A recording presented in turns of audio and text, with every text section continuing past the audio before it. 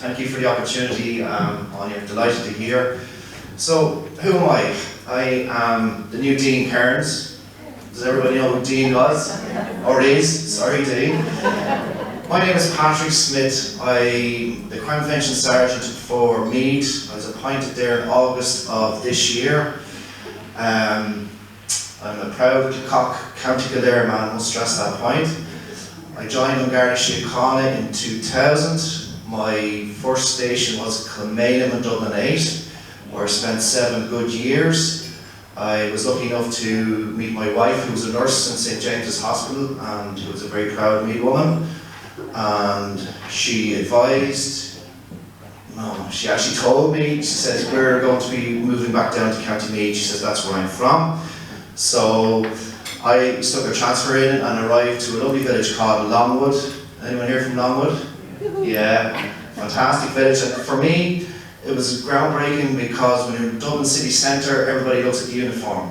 Whereas when you come down to lovely communities like here, they don't want to know you as a person. So I found that very exhilarating and delighted to be open and honest with people. I then moved to Trim, where I spent 4 years. I spent another year in Navan. I got promoted to rank as sergeant in 2014. I was transferred to Baigburn, County Cavan. I transferred back then in 2017 to Trim, where I was the sergeant in charge, and then was recently appointed into this position in August. So, as you can see, I have relatively, for a Kildare man who lived on the Meath border, I have a relatively good knowledge of County Meath, and it is a fine county. It's a big, big county. I'm living up at the top of the county, and it takes me a good hour and 10-15 minutes to travel to the south of the county.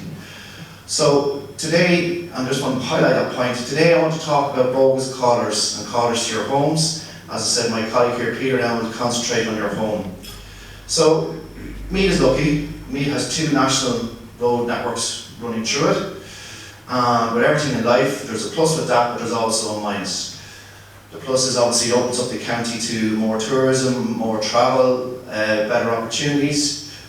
The minus is, unfortunately, it opens up the road network and the county to criminals.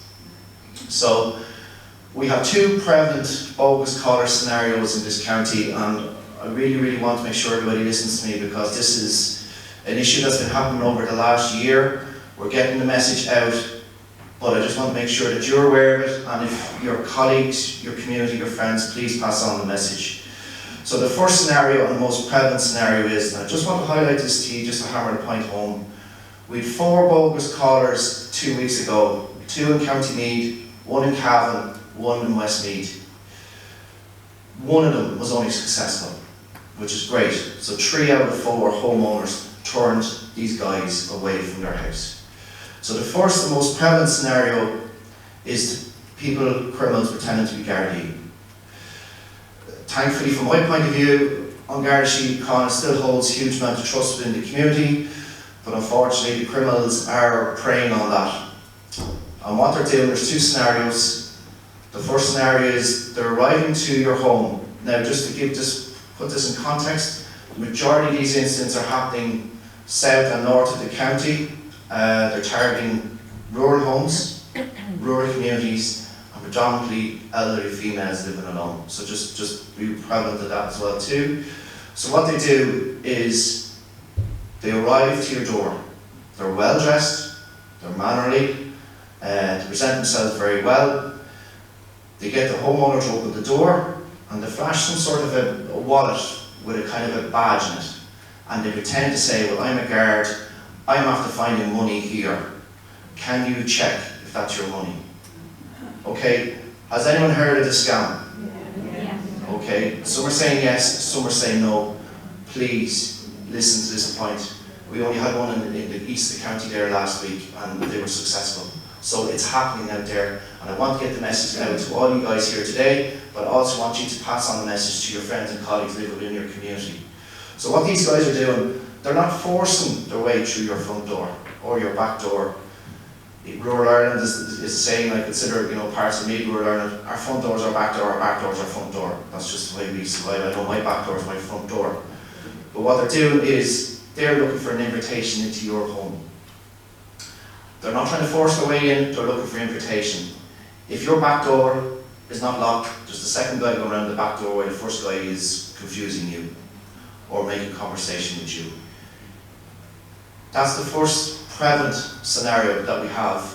As I said, we've had 5 there in the last 3 weeks. So as I said, can you please, if you're not happy with a caller coming to your house, regardless if they're important to be a Garda or not, do not open the door. I can't stress that strongly enough. We have my colleague down there, Garda Scully, has bogus cards down there. Please take one with you. And what that is the case of, you hand the card to the caller and you make sure that you're happy who that is before you let them into your house. Are we all happy with that? Okay. If your window's beside your front door, ask them to call over, ask them to look at them, ask them for identification. If you're not happy, do not open the door. Ring 999. I can't stress that enough. Do not open the door to anybody that you're not comfortable with coming into your house. I'd also like to express the point about cold callers. Does anyone know what cold callers are? Okay, people that don't know, cold callers are callers that arrive to your door unexpectedly. If I'm calling out to your house to give confidential advice, I would always ring and say, listen, I'm such and such, I'm going to be there at your house at 3 o'clock. A cold caller is a person that should come to your door that you're not expecting. And they're going to be very plausible and they're going to try and get into your house by way of invitation. It's your house. If you don't want anyone to come into your house, you don't let them come into your house. So I just want to really reiterate that point. The second scenario that we're seeing now at the moment, it's been a little bit more prevalent in Westmeath. It hasn't happened to me just yet, but I do anticipate it to be on an upsurge. We call it the pet scam. It's happening predominantly in urban areas, housing estates. Normally it's 1 female, possibly 2 females. And what they're doing is, they're knocking on your front door and they're pretending to hyperventilate. And when they pretend to hyperventilate, they're explaining that they've lost a pet, they've lost a cat, they've lost a dog. Have you seen my cat, my dog? I need a glass of water, I'm under stress, and I can't control myself. And what they're looking for again is for an invitation into your home. Okay? They're preying on the trust of you guys. I mean, you guys come from a fantastic generation where you probably left your front door and your back door open and you invited the whole community in and no one even batted an eyelid. Criminals see that and are preying on that, and unfortunately we're going to have to change our way of living. That's just life. As I said, your front door and your back door, keep them locked when you're in the house. If you need to open it, we have, Peter will explain to you, there's chains. Remember the old-fashioned chain that we used to put on our front door? Some people still have them, that have now been upgraded, and it's a fantastic piece of kit to just open the door ajar, just to make sure that you're happy with the person that's calling to your house. So they're the 2 prevalent bogus caller scams we're seeing at the moment. The last instance I want to highlight is, I heard the speaker talk about smartphones. The majority of us here have smartphones. Not too people are aware, but Apple launched their latest iPhone 14 there about 2 weeks ago. And the fraudsters have recognised this and have been very clever in texting random numbers. They're not picking you out specifically, they're just picking out any different people. And the conversation might start off, hi, this is your favourite child here. They won't say if they're male or female, they won't say which one they are. I've just transferred my data over to my new phone, but I've lost my number. This is my new number. And you may or may not engage or be busy. Oh, which one is this? Oh, it's your favourite. So they get you to engage in conversation, and what they will say, this is the latest one, is, my banking app hasn't transferred onto my new phone. I can't access money. Will you send money to my bank if I send you the link? And it has happened. It has happened. People are then clicking on the link, and then of course we all know when we click on links, your phone, your money is going to be accessed. So there are 3 scenarios I would just like to highlight. And just the first one, as I said, the impersonation of the guard, we're calling it, is criminals pretending to be guards, is the most prevalent one. The one in Meath last week, there was a male and a female involved, which is the first time we've seen a female involved. So what that means to me is they're changing up tactics. They're mixing it up a little bit because we're getting the word out that this is happening. And they're being very successful. They're not just doing County Meath, they're doing all of the Midlands. As I said, Meath is just a little bit open because of the 2 major road networks and we're very accessible. So can you just please hammer that home to everybody that you know, because at the end of the day, I heard everyone talk about COVID. COVID was, yes, difficult. COVID to me showed what community is all about. It really did. It showed me the facets of Garda, Síochána, the HSC, the local GA clubs. We knew our community. I think Ireland came out of COVID very prevalent because it shows the community networks. As it says, there's big talk about Garda, Síochána, numbers in Meath and all that. I was at an IFA meeting there last week. But as I said, the biggest resource that Guards have is you. You are our eyes and ears and information gatherers. Ye tell us what we're going on. Garda Síochána is part of the community, but we have to work in tandem with ye.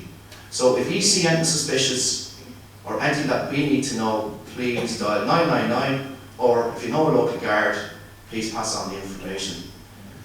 I'd like to thank you for the opportunity. I just want to introduce you to my colleague here, Peter.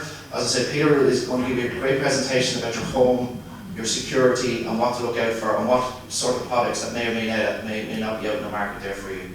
As I said, I'm going to stay back here for a cup of tea. I think Ani might should give me a cup of coffee. If anybody wants my services, I've had a few people calling here for me to do talks. Absolutely, please call up. I'm going to be here afterwards anyway. And as I said, thank you again for the opportunity. Thank you.